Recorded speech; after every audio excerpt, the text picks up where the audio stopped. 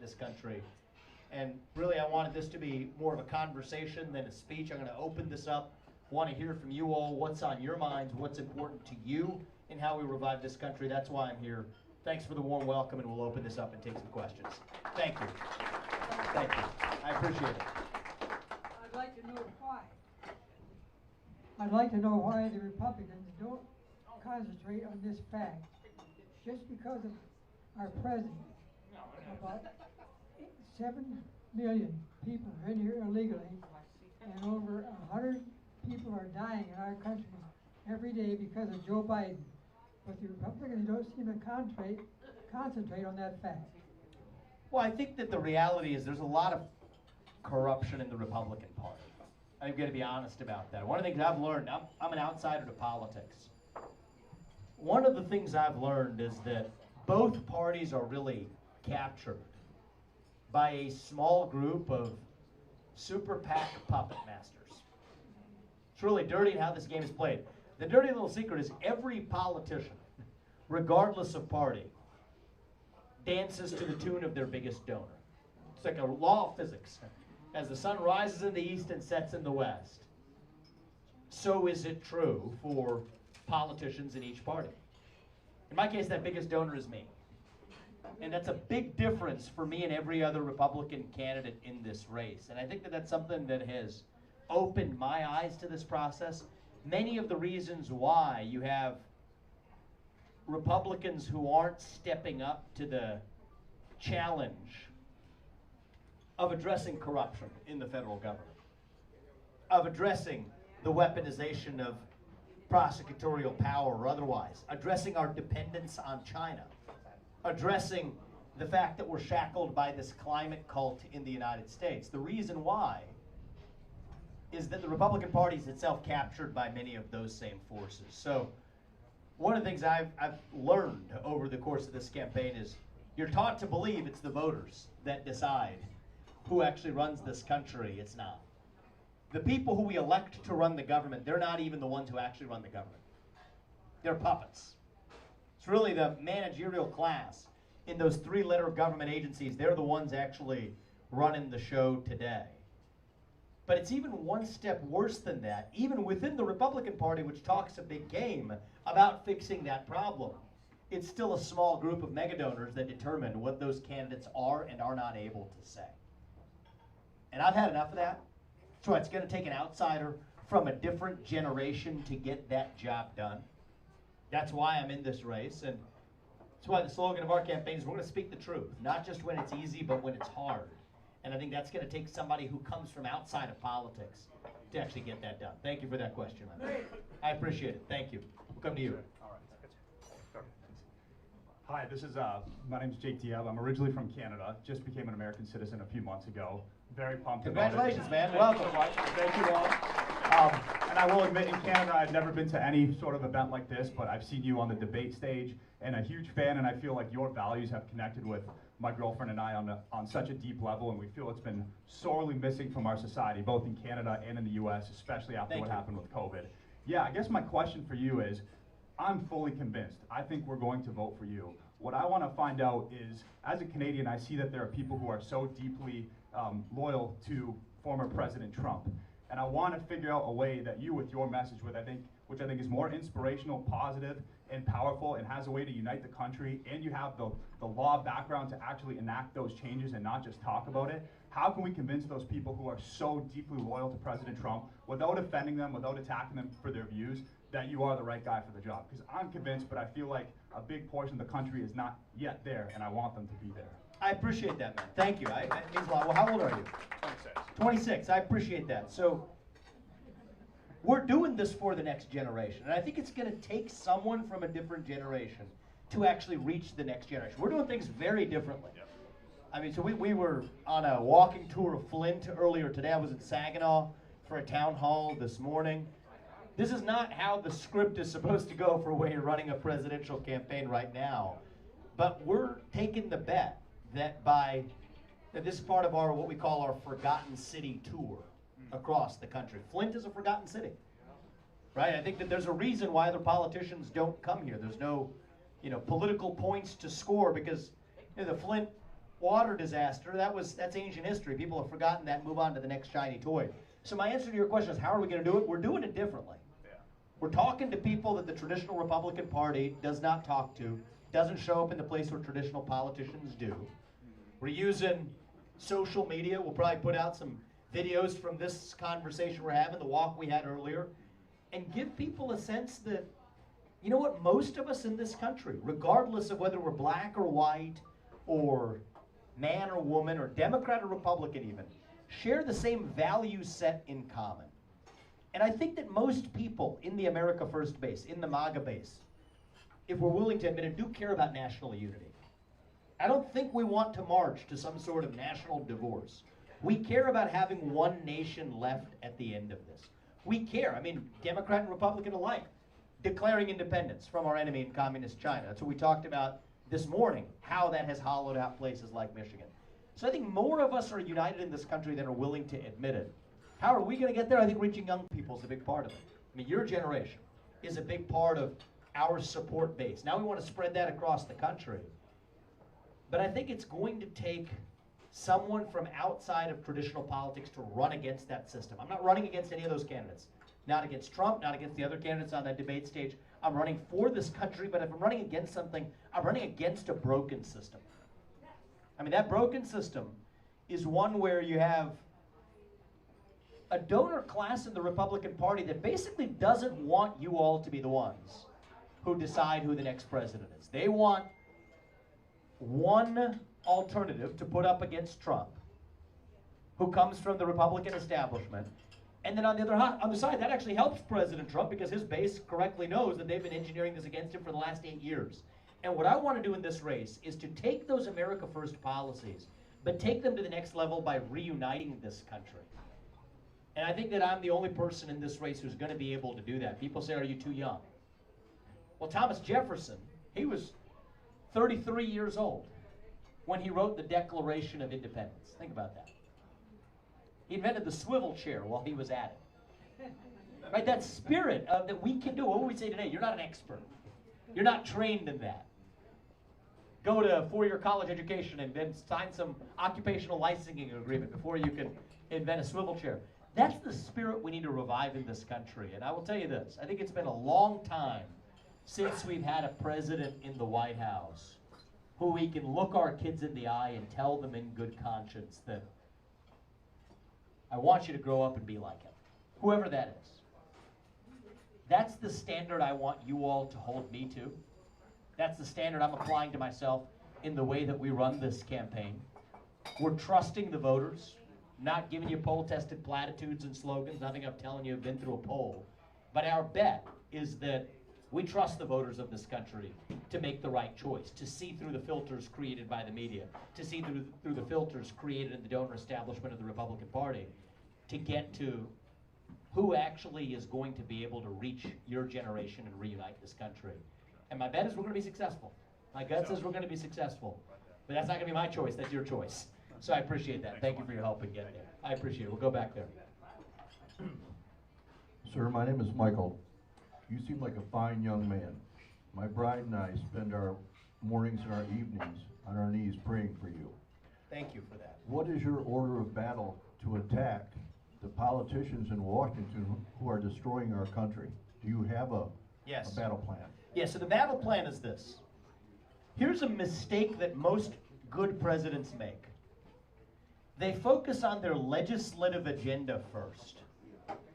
They focus on getting through Congress their signature law. And the problem is Congress is broken, and it's designed not to get done what you want to get done.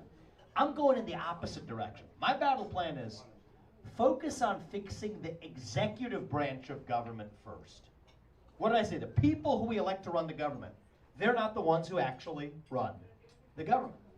It's the people who work in those three-letter government agencies, the bureaucrats, that are actually making most of the policy in this country. That's the dirty little secret of American politics. Well, the good news is those people report into the U.S. president. So what's my battle plan? 75% headcount reduction in the number of federal bureaucrats in Washington, D.C.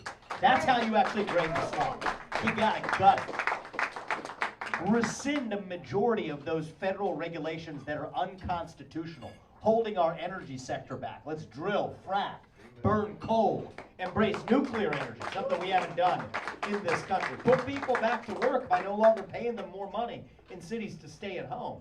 So this is the battle plan, is start where the usual presidents don't. Start in your own house, in the executive branch of government.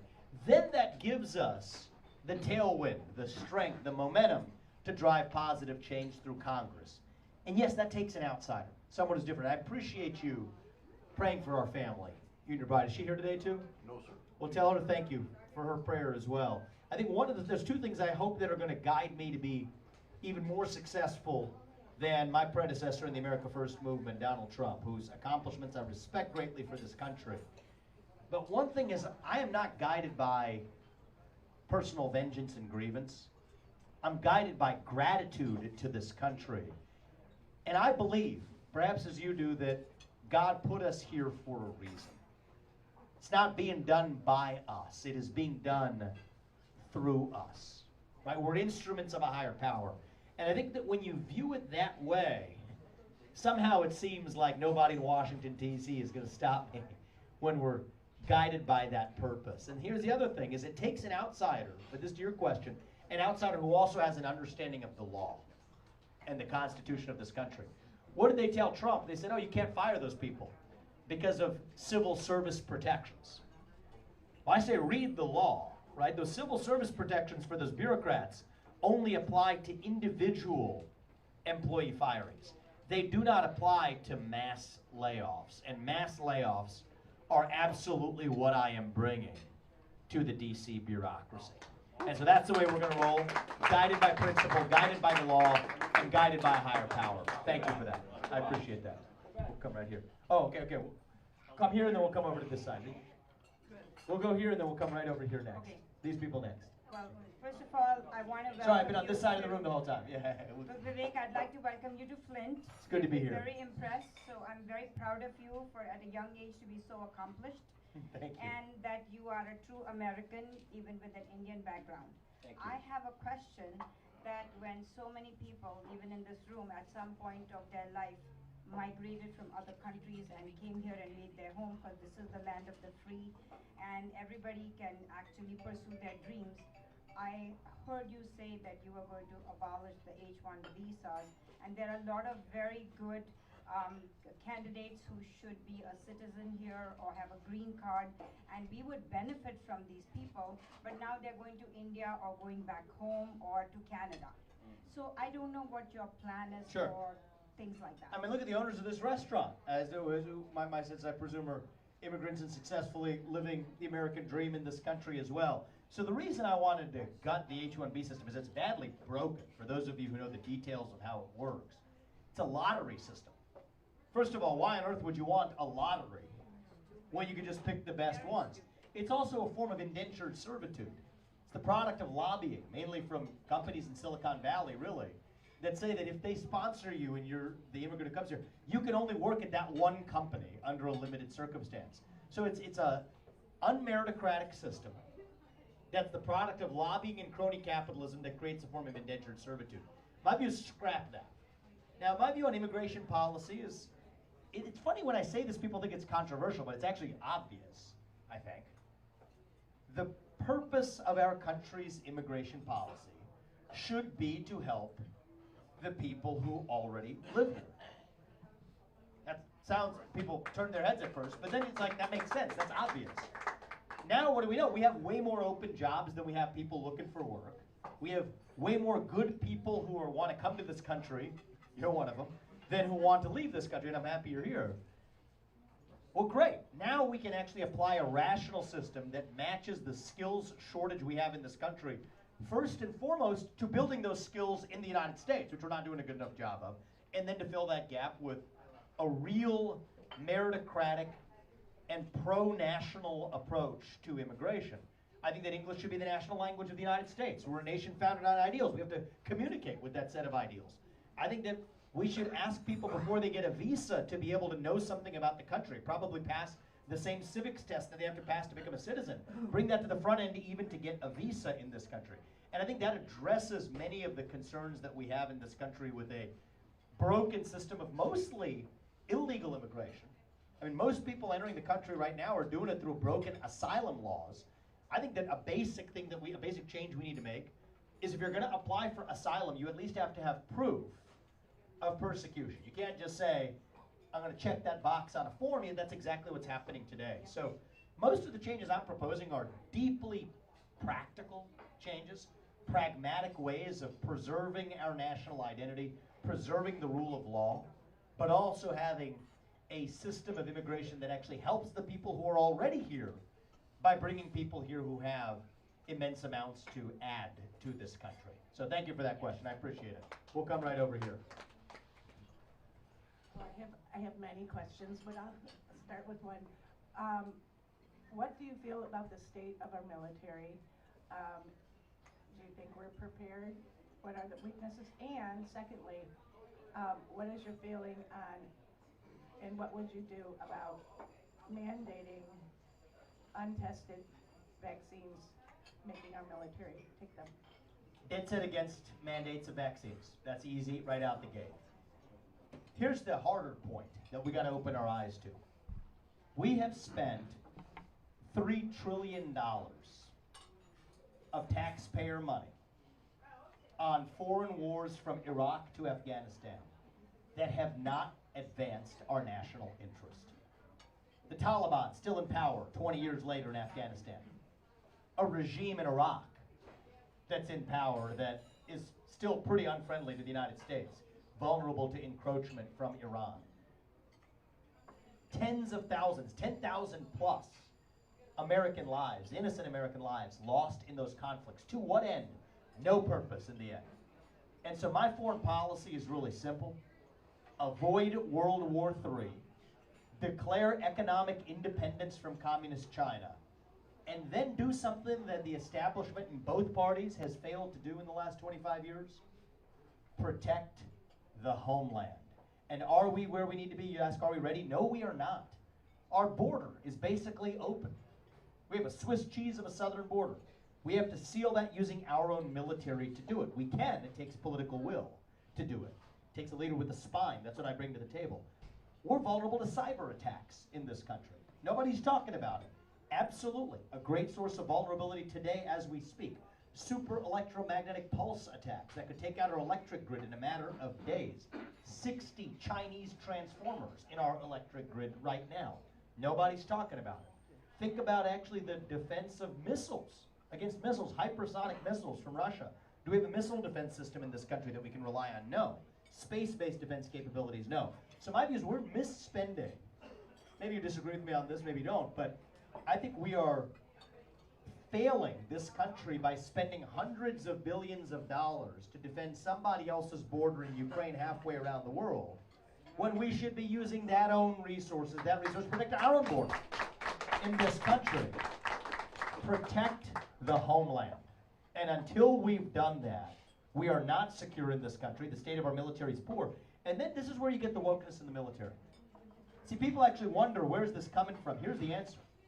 It's the same thing. And this is a story, I give you a long answer to your question, but it actually is, it gets to the heart of it, so I'm gonna take a minute to answer this. So the same way that Wall Street, after the 2008 financial crisis, decided to say, hey, we're gonna applaud diversity and inclusion and muse about climate change and racial injustice, what was the point of that? It was to deflect attention away from the bailouts, our taxpayer money that were used to bail out Wall Street. Silicon Valley, why did they start censoring hate speech and misinformation that the radical left wanted them to censor? It was because the old version of break up big tech used to come from the left, actually. So they said, hey, we'll say what you want us to say. We'll censor the speech you don't like, but we don't do it for free. We expect the new left to look the other way. So Wall Street, Silicon Valley. What about schools in this country? We shut down countless public schools, failing to teach kids how to do math for 2 years in the cities. What did you start hearing last year? Math is racist. No, math is not racist. But what might be inequitable is failing to teach a bunch of kids in the inner city how to do math because you made them stay home for 2 years. It is woke smoke to deflect accountability for their own failure. That's what happened in the military. 25 years of wars that did not advance U.S. interests. And so what does Mark Milley get to say? He's talking about white rage and systemic racism. It's a deflection. And I think we are already at war, actually, in the United States. I think we're in a war right now. It's not a war in the sense you traditionally think about it. It's war between most of us in this country who believe that all men are created equal, endowed by their Creator with certain inalienable rights, among these life, liberty, and the pursuit of happiness, who believe in Martin Luther King's creed that we, our children, get ahead in this country not on the color of their skin, but on the content of their character, who believe that you get ahead in this country with your own hard work and commitment and dedication, and you're free to speak your mind at every step of the way, who believe in American exceptionalism without apologizing for it. And then a fringe minority in this country, and it really is a fringe, that happens to have the Democratic Party in a chokehold, even though most of the Democratic Party doesn't even believe in it, that believes that your identity is based on your race and your gender and your sexuality, that if you're black, you're disadvantaged, that if you're white, you're privileged, that we have to stop carbon emissions here in the United States, even as we shift them to places like China, that we can use our military to defend somebody else's border even though we can't defend our own borders here at home, or else we're racist and xenophobic. That's a war in this country, right now. And the good news is that I've traveled this country. A majority of us, 80+% of this country, easily, is on our side of that war. That's the good news. The bad news is the other side is winning right now. And the question is why? And the answer to why is that every one of those institutions, Wall Street to Silicon Valley to our military to our educational system, have failed people in this country. They used to be criticized by the left for it. So they started just spouting off the slogans of the new woke left to deflect that criticism. But they've captured those institutions in this country to then legitimize that anti-Americanism. Communist China does the same thing. Says you can't enter the Chinese market if you criticize the CCP. But if you're Disney or Nike or Airbnb or BlackRock or JP Morgan and you criticize the United States, if you apply an emissions cap in the United States that you don't apply to China, then they roll out the red carpet. So it's this game where the managerial class in this country, the people in the swamp, the deep state, and the swamp doesn't just exist in government, it exists in every area of our life. And then the CCP, the Communist Party of China, have exploited that fringe minority in the United States to do their bidding. And that's why they're winning this war. And I think the first step to winning a war is to know that you're in one. I don't think we have many people in the Republican Party who recognize that, but the next step is having the right leader who actually recognizes it to lead us to victory. And the reform of our military is an important part of getting there. Thank you for that question. I appreciate it. You have one, sir? Okay, good. Good. Oh, yeah. You did? Okay, you had one before, but yeah. Okay, just curious. This is a little off the track as far as questions you might That's all right. But kind of a personal question. What, let's say, the top 3 news sources you look to for valid information on all the important issues in our lives today? You know, it's interesting. I actually struggle with this one because it changes. You gotta be diverse in the 2 areas that the different areas where you get your news. So I actually think that post Elon Musk's takeover of Twitter, now X, if you actually pick people of different points of view and you're actually sourcing information there, that's one place where I'm just gonna get it straight. I know there's no media establishment filter in between, I'm just gonna get it raw. So that's number 1 place I get it. Number 2 place I know I'm gonna get views that I agree with and disagree with. I read the Wall Street Journal's editorial page, and I read the New York Times' news page, which is really an editorial page too. But that's really where I sort of get competing views to sort of say, hey, you don't know what you believe unless you get the best statement of the other side. And if you can't state the other side's argument for them, then you don't know what you actually believe yourself. And that's my advice I share with young people across this country as well. Someone's wearing a Harvard shirt in the back. I went to Harvard. I got a better education there because my views were tested, right? And so that's out of self-interest, really, that I solicit views that I disagree with so that I come out with my own stronger, even intact. And so it's a mix between no media filters in between people who are likely saying things I disagree with, and then other people who are saying things that I agree with but might have different arguments or reasons for believing them. That's how I end up getting it. Thank you for that question, man. We'll go here and then here. I heard you. Hello. I heard. It's good to see you. Good to see you too. You look like you almost work here. No suit, Thank tie, you. or I nothing. appreciate that. Yeah, look at that. I love that. Our hats match. There you go. Just in time. What's your name? Justina. Justina? Let's give Justina a round of applause for helping us. I Thank you appreciate all that. for being here. Where are you from, Justina? I'm from Montenegro. Montenegro. Are you an immigrant to the country? Yes. Montenegro. We were I talking did about. I did it right though. Amen. That's exactly right. That's how we do it. That's a true American right there.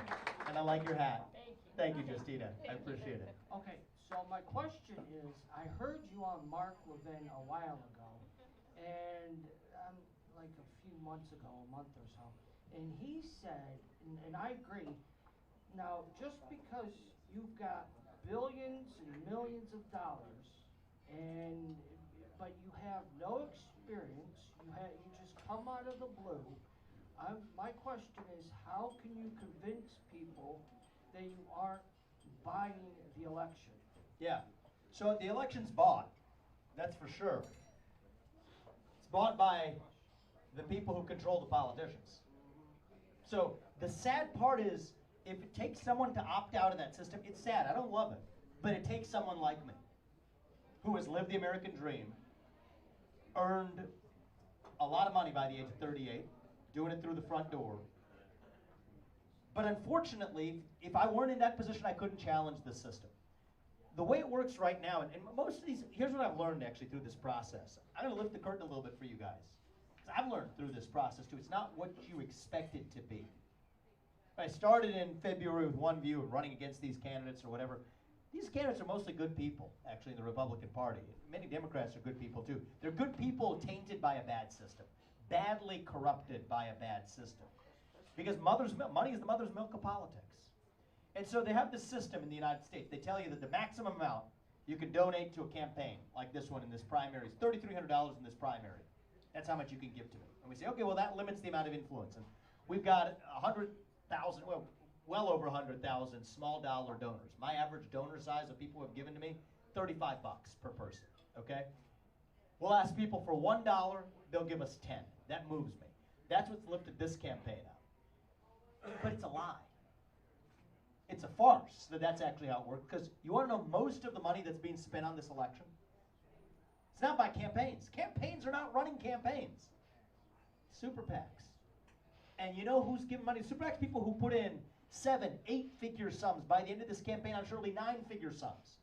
You know where candidates spend most of their time? Not me, but the other guys? Closed door back rooms. There have been a couple campaigns that have been summoned. That was the word actually was used. These campaigns were summoned later this month to a summit where they're going to decide how to consolidate the field in determining which puppet they want to put up to, challenge Donald Trump for the nomination. In my view, Donald Trump's an excellent president, but I'm going to reach the next generation better and move this agenda forward. So I think we're going to be successful. But it's a broken system. It's designed to make you all think that, hey, the maximum I can give is $3,300, which is itself a lot of money. But, I'm going to give $30 and I'm moving the ball on a campaign. Those politicians don't care for you. They care for the billionaire who is going to be their puppet master. They will say jump. The puppet, what we call a political candidate, will ask how high. And it's true in the Democrat Party and the Republican Party alike. It is corruption. I've seen this firsthand, even in the last few days. I mean, you sort of see this ugly head rear its head up. I mean, if the way they conducted the debate, the last debate was already pretty good evidence of that. But then, Fox invited me, and I didn't ask for it, but I said, Chris Christie, I disagree with him like hell. I'll go on with him. They said, would you spar with him? I said, sure. Now, there's a risk in that. It's that people in this country might actually hear from an outsider to that system. So what did they do? They came in and said, no, you can't do that or else you're eliminated from the RNC's process at its debate stage. Who controls the RNC? The same super PAC puppet masters that control the other candidates who they're engineering in a brokered process of who's actually going to run. So it is corrupt. The process is corrupt. So then what's our last best chance of fighting against the mega billionaire class? It just might take a multimillionaire or a billionaire to do it. So I want to use the gifts this country has given me to express my gratitude to this country. Right? The inheritance we want to give our kids isn't a bunch of green pieces of paper. It's a country that allows them to live the same American dream that I was able to live in this country. And so that's our way of changing the system, is yes, it takes someone like me who is able to stand up to those influences and say, hell no, I will not be your puppet in a stooge of a game that's mostly corrupt in both parties. That's what it's going to take to challenge that existing system. And I hope there's a better way of doing this in the future. I know there is, but we're only ever going to change that system by getting and winning this election, getting there and winning this election in the first place. So that's my answer to you. Thank you. I appreciate it. So I guess I have a follow-up statement to that and then my question. So you're on the right path. Do you think your idea of term limits, I mean, super PACs are going to hate term limits. You go in, you do your damn job, you go home, end of the day, right? Term limits are a good process. Let me tell you one thing about this, just to be realistic. So to have term limits in Congress and the Senate, you need a constitutional amendment. That's a pretty high bar to fill. Right. But the place where we need the term limits is actually in the three-letter government agencies, the federal bureaucrats.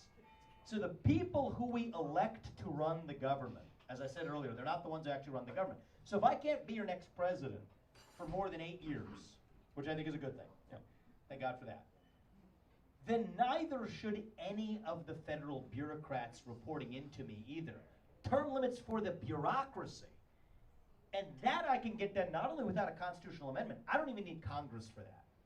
Because as the next US president, I run the executive branch of the government. And the president sets the hiring policies. I mean, there's laws, etc. The president sets the HR policies for the federal government. He's the backstop. And that takes a CEO. I've been a CEO. I know that if somebody works for you and you can't fire them, that means they don't work for you. It means you work for them because you're responsible for what they do without any authority to change. So I refuse to be that hollowed out husk of a puppet. Yes, we'll bring term limits in, but start with term limits for the bureaucrats. The other thing I'd say is no lobbying for 10 years after you leave office. It is, I mean, this is where the corruption begins. And now, I mean, we're just at the tail end of this, year, heading into the primaries start next year. We've got a few months left in the year. We don't have a ton of time, and so I'm just going to be very frank in excoriating the Democrats, sure. Badly corrupt. I think the Biden family has sold off our foreign policy to make their family rich. I truly think that's part of what's happening in Ukraine right now, is it's making good on a bribe, likely paid, it would appear to suggest, to Hunter Biden. But here's the dirty little secret. The Republican Party is no better. I mean, the fact that we have other Republican candidates in this race, governors and former governors, who have become paid lobbyists after their time in government. I mean, you have a former governor of South Carolina who has made millions of dollars off of her time in government. It's just the way the system works as military contractors to make more money off of foreign wars. Awarding state contracts to people who have allowed you to use their private jets. This is corruption that is bipartisan in the way that it takes place. And now I've learned this process through. It's the same donor class that's lending those private jets to those governors to win state contracts, as you've seen in states like South Carolina, that are now playing out at the federal level, that are now corrupting the way that this election is run. And so yes, I think the process is mostly rigged. It's going to take somebody who comes from rigged by money, the influence of money, but it's going to take somebody coming in from the outside to fix it. And when we succeed, and when I'm your next president, we're not going to stop until we have actually flushed out the rot, starting in that federal government and then fixing the system by which people get elected in the first place. Thank you for that. I appreciate it. So I have two questions for you that came from two individuals who can't be here. Oh, sure. So the first question is, what about human trafficking? What is your stance on human trafficking? And then the second is, they wanted to know your thoughts on what happened yesterday with Kevin McCarthy. Oh, great questions. Yeah, I mean, I'll go with the first one first because it's more important. Second one is just boring DC theater. I'll get to that in a second. So the first issue is important. We have a major problem in this country. There's two sides to it, though. Everybody talks about the first side. I can give you a lot of tough talk on the first side. It's important. And I share that in common. We have to seal the southern border. We have to end the border crisis, which is the main source of human trafficking internationally into and out of this country. And that takes a president with a spine. We also have to enforce the laws that are already on the books. The FBI is the failed Bureau of Investigation when it comes to actually doing its own job. Not only is the corruption bad, they're failing to enforce the laws that are already on the books. It is shameful. So I've said we're going to move 15,000 of those frontline agents. We're going to shut down the FBI. That's how we deal with the corruption in the FBI. Great. But do it very practically, in a pragmatic way that moves many of those agents to the U.S. Marshals, which is, for example, one of those agencies that's done a much better job of combating child sex trafficking, for example. So that's definitely part of the solution. And everybody else is going to agree with me on that. Now I'm going to get to the hard part. The ugly underbelly of this. There's a demand side problem in this country too. And it's uncomfortable to talk about. But we have to talk about the truth not just when it is easy, but when it's hard. I think there's a culture of hypersexualization in this country, driven by a pornography problem in this country. Most kids, by the time they even become teenagers, 12, 13 years old, a majority have seen and been exposed to porn. Much of that is culture of sexualization happens through our schools. Look at how kids are meeting their would-be predators. Most of it's through social media. One of the many reasons why I've said that if you can't smoke an addictive cigarette by the age of 18 or 21, you should not be able to use an addictive social media product, an algorithmically powered social media product, before the age of 16 either. That's not a Republican idea or a Democrat idea. That's an American idea. And as a parent, I speak as a parent, not as a Republican when I say that, kids aren't the same as adults. And yes, do I have a lot of libertarian instincts when it comes to adults, freely consenting adults, making decisions as they will in their own life for how they live or how they dress? Sure. But kids aren't the same as adults. And I think we have to recognize that in our policies going forward, and that goes beyond just sealing the border or strengthening the U.S. Marshals. Though I favor doing those things, we have to be willing to go further and talk about the hard thing. On the Kevin McCarthy bit, so I'm going to maybe defect from, like many things, defect from the standard party talking point lines here. Let me get to the core of it. So I think the debate about this in the last 24 hours has missed the mark. I'll tell you why it's missed the mark. On one hand, you have the people who are opposed to the replacement of the House Speaker saying it was just about chaos. There was no point to it. And then you have people who are, the limited number of people who are defending kicking him out as Speaker saying, no, it really was about something else. I think that actually it is true that the point of removing him, the point was chaos. But the real question is, are we sure that a little chaos is such a bad thing in times such as these?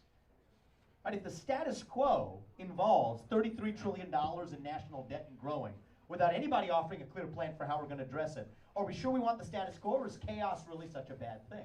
If we have a border crisis of historic proportions that we haven't seen in this country in our national history, and we don't have either party doing a darn thing about it, are we sure that a little chaos shaking things up is such a bad thing? If we're continually, ever increasingly dependent on our enemy, Communist China, for our modern way of life, shackled by a climate cult here that leaves China untouched, and we have neither party doing a darn thing about it, are we sure that a little chaos is really such a bad thing? If that's the status quo, I don't want the status quo. And so people ask the question of, well, what's the plan to replace McCarthy? My answer is, who cares what the plan is to replace McCarthy? I want to know what the plan is to address our national debt and our border crisis and our energy crisis and our economic crisis and our crisis of dependence on China. Let's talk about that instead for a change. And again, you don't get that in Washington, D.C. It's all this procedural BS of, oh, well, who's going to be the pro tempore speaker?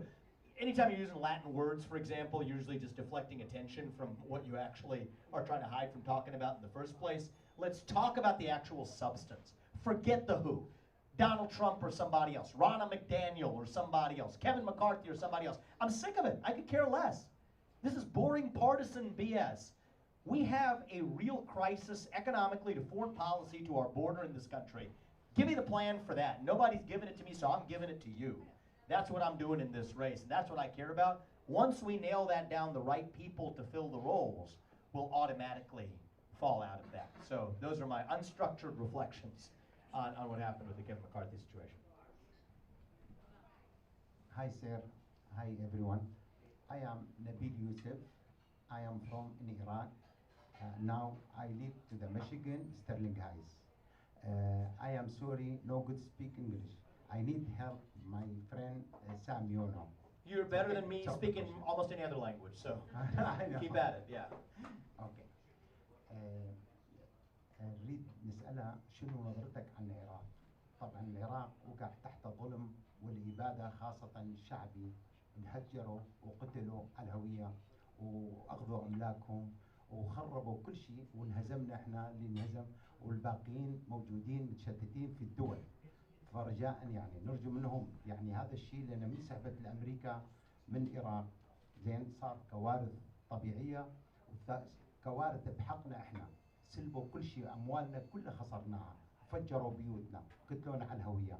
فبليز يعني تشرف. Yeah, I'm not gonna, yep, I have understood that. Vivek, Nabil is talking about your position on Iraq and what Iraq has been in the last 2 decades, suffering because of American policy that was Yes. the wrong war, wrong leadership, bringing the wrong people to lead Iraq, to where people like him and I, who are in the minority, and we are basically the original owners of the land from the days of Nebuchadnezzar and Hammurabi and Gilgamesh.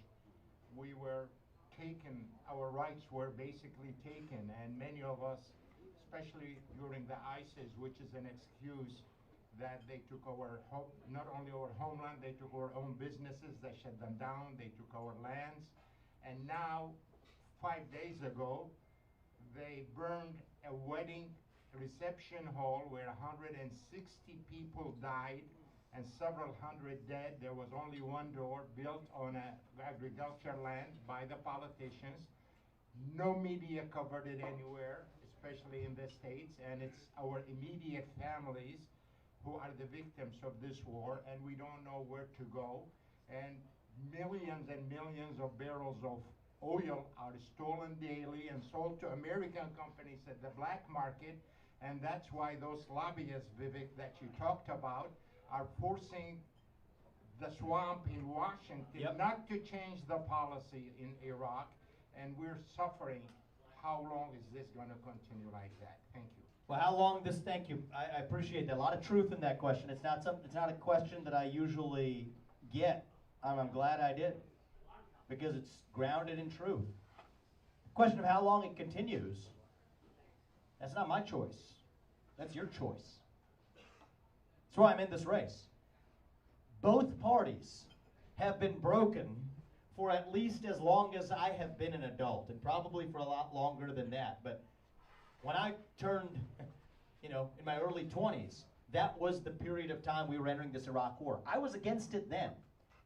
That was considered a liberal position back then. It was a Republican Party that failed. Now today it's completely reversed. We're making the same mistakes in places like Ukraine today that we made in Iraq. Innocent Iraqis suffered as a consequence. Innocent Americans, including thousands of innocent American lives who were lost, and their families who were suffering here were left holding the bag as a consequence too. So this is a bipartisan problem. And I think that it's not a coincidence that we see the decline of this country over the same period. I hear you telling that story of a burned down building in Iraq. You want to know where I came here from? About a 15, 20-minute drive from a burned down, twice burned school in Flint. You know which one I'm talking about? It's just there. Yep. I didn't expect to see it. We were just going for a walk with a local councilwoman. We come up to a burned building. Could have been Iraq. If I take the background, we got some of these cameras there. They could have said I was visiting Baghdad, for all you know, is what it looked like. Said "Gate to Hell," spray painted on it. So I'm sure that there's the equivalent of that. Maybe it's painted in a different language in Baghdad. What do you see in this country? That wasn't the case 25 years ago either. Flint was a thriving middle-class town 20 years ago, 25 years ago. So it is the failed leadership in both parties. Think of that $3 trillion if we just gave it back to the people of this country.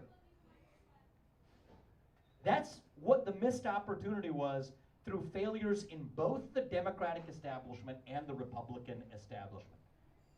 And what I fear, what hurts me, what pains me, is now I'm watching in slow motion the same thing happen over and again. What we did in Iraq and Afghanistan, repeat that now in Ukraine. The same class of people, this time more the Republican Party than the Democrat, though it's actually more the Democrat Party than the Republican, though it is in both, making money off of that war. People in politics whose family members are military contractors, both in the Republican and Democrat Party alike, making that same mistake. And so the question of whether or not we fix this, that's what this election is about. I'm not here as a commentator. I've written books. I'm not here to make observations. I'm here to say that if we want to fix this, if we want to finally graduate from the bipartisan corruption that has given us 2.5 decades of no-win wars, a $33 trillion national deficit, and then a woke epidemic created as a deflection tool to distract you from the real economic struggles and life struggles that we're facing in this country. Now's our moment to call on a leader from a different generation who comes in from the outside to reach the next generation of Americans. And what I'll say is, in closing, is this. We have a crisis of national pride in this country. Right? People my age and younger, young people in this country, 60% of them say they would sooner give up their right to vote than to give up their access to TikTok. I mentioned that. That's not the stuff of a nation in its ascent. But it doesn't have to stay that way.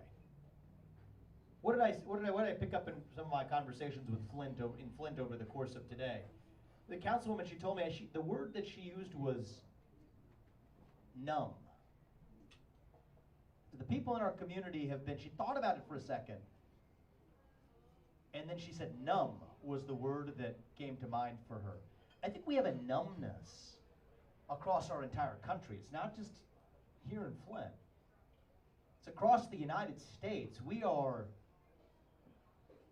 hungry for a cause. We are starved for purpose and meaning and identity.